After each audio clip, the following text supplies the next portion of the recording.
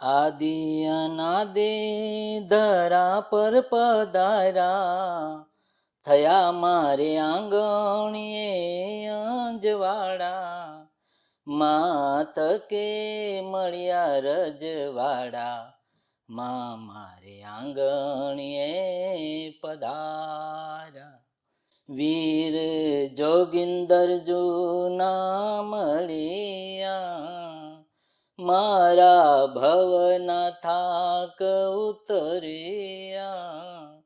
વીર જોગિંદર જૂના મળ્યા, મારા ભવના થાક ઉતર્યા. કર્મયોગી હો, કર્મયોગી ગુણને હું ગાઉં, માં મારે આંગણીએ પધારા. અંતર ભાવે માને વધાવું, ભાવ અશ્રુથી શરણ પખાડું.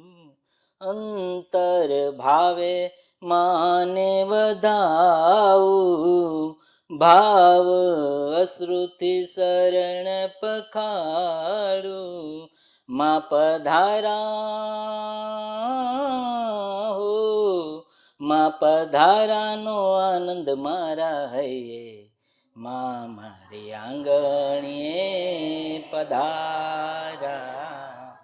માં તો આદિ ને અનાદિ, પરાશક્તિ માં અંતર્યામી. માં તો આદિ ને અનાદિ, પરાશક્તિ માં અંતર્યામી. વીર વિઠ્ઠલ રાય, વીર વિઠ્ઠલ રાયે ઓળખાવી, માં મારે આંગણીએ પધારા. મારે આંગણીએ અંજવાડા, આદિ અનાદિ ધરા પર પધારા, થયા મારે આંગણીએ અંજવાડા. જોઈ જોઈ મહાઆનંદ પામી, માં મારે આંગણીએ પધારા. પધારા માં આંગણીએ पधारा। जय माँ विश्वम्भरी। जिस तरह दृढ़ संकल्प के बिना लक्ष्य तक पहुंचना असंभव है, उसी तरह सद्गुणों के शुद्ध आचरण के बिना जीवात्मा का उद्धार करना मुमकिन नहीं है। इसका उत्तम उदाहरण है श्री महापात्र। पहले उन्होंने अपने जीवन में दृढ़ संकल्प लिया कि उन्हें उस शक्ति तक पहुंचना है जिसने इस सुंदर सृष्टि का निर्माण किया है। फिर उन्होंने 17 वैदिक सद्गुण और 9 मोती की माला का अपने जीवन में शुद्ध आचरण किया। तब जाकर वे विश्व विधाता महाशक्ति मां तक पहुंच पाए हैं। आज हमने अपने जीवन में संकल्प तो लिया है जन्म मरण के चक्र से मुक्त होने का, लेकिन हम उस संकल्प को बार बार भूल जाते हैं, क्योंकि हमने मन से संकल्प लिया है, बुद्धि से नहीं। और संकल्प लेने के बाद भी हम उसका आचरण अपने जीवन में नहीं कर पा रहे हैं, क्योंकि सद्गुणों का आचरण करने के लिए पहले हमें अपने अवगुणों का त्याग करना होगा। और अवगुणों का त्याग हम तभी कर पाएंगे जब हम अपने जीवन का आत्मनिरीक्षण करके दूसरों के अवगुणों पर ध्यान न देकर स्वयं के अवगुणों पर नजर रखेंगे और उसे निकालने का प्रयास करेंगे।